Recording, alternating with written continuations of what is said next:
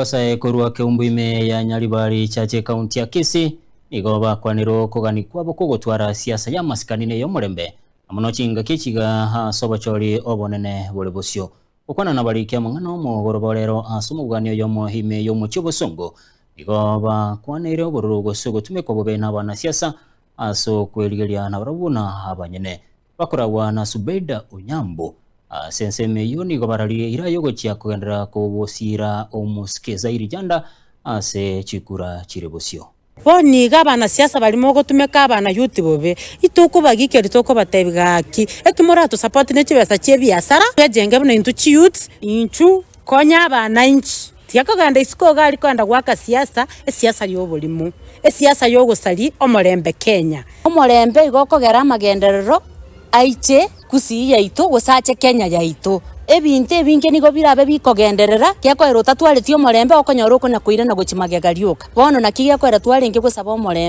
omorembe sense yaito ya Kenya biasara bigenderere ebitina beka kando tokole siasa chio omorembe tosuke korwase tole gochie step yende. Sisi ni warembo na Zahir Janda, warembo na Ruto Kisii chapter. Mheshimiwa has really helped us hapa mashinani. Sisi kama wamama ametusaidia sana.